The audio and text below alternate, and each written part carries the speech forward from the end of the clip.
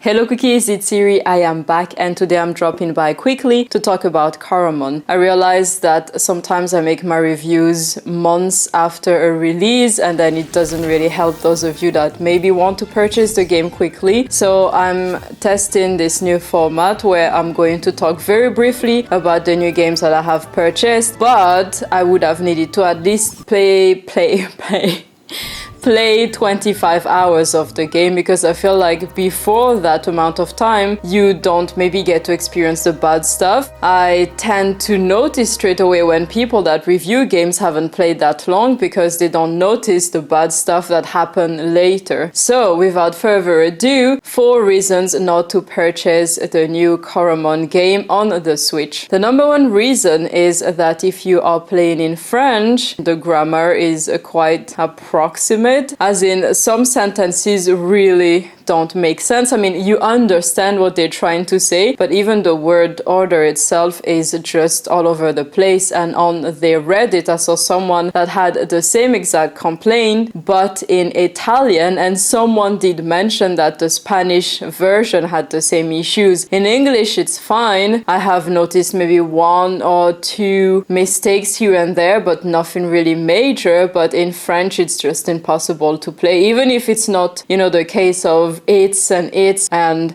how people don't know how to use them, or your and your, or two and two and two. It's not even small things like that. I mean, for some people those are small. For me, I can't stand when people don't know how to use those properly, but it's actually big things, as in the sentence structure itself. The second reason not to buy COROMON for me, and that is my main reason why I'm not entirely sold on the game, is that there is this aspect of the game where you can get a standard monster, a potent monster, and a perfect monster, and it's all due to luck. As in, if you're really lucky, you can get those, and if you're not lucky, you don't get those. For me, it is quite unfair that you cannot work yourself to get in a strong COROMON. If you are lucky enough to have the perfect COROMON from the start, or someone that is potent and that you can turn perfect, that's a mechanic that is in the game, then you are bound to be successful. And for those of you who just play the game just for the sake of playing the game, maybe that's fine and you don't mind that much. But one of the things that I like the most about monster taming games is to fight other people. In the arena, once you fight other people, people are going to show up with tons of perfect COROMON because they either got very lucky or they grinded for days and weeks and hours to try to get those perfect COROMONs, and not grinding to get your team stronger, but grinding to just be lucky. I think it's a bit too much like real life. The third reason not to buy COROMON is if you don't like puzzles.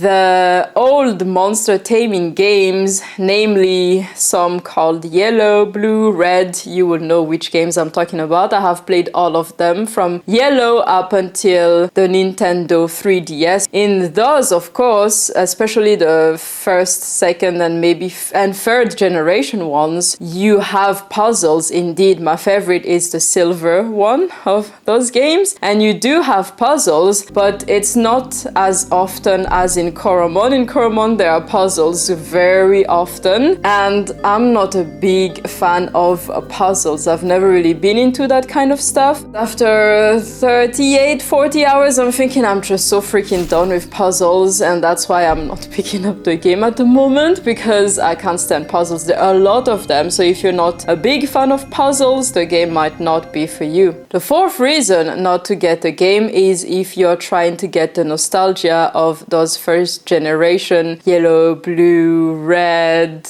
sapphire, emerald, those games. If you're trying to get the same feeling, it's never going to be the same feeling because it's not the same franchise, and now you're probably older as well if you played those when I played those, which was years ago.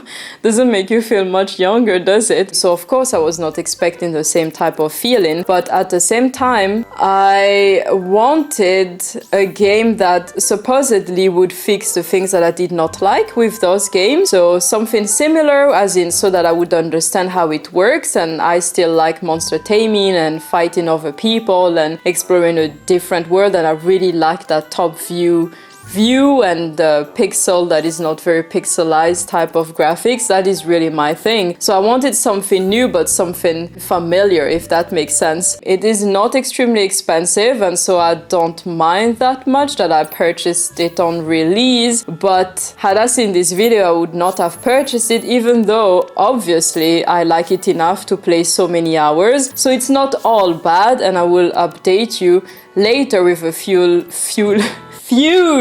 with a full review of what makes the game nice, because you really have good sides of the game. And that's it for me today, cookies. I hope you enjoyed this video, and I'm not going to ask you for a thumbs up or to subscribe anymore, because I noticed that I myself give thumbs up on all videos that I like, because I think it's just nice to do, and I subscribe to channels that I like regardless of whether they ask or not, and I tend to subscribe to people that don't ask, actually, because I'm thinking, yes, if I like your content, I'm going to come back and click on subscribe anyway, so you don't have to tell me. So I think I'm going to stop telling you that, and it's going to be hard to remember because I'm so used to saying that, but I hope you enjoyed this video, and find me something nice, cookies, to say at the end, something cool, something that will let you know that it's me speaking.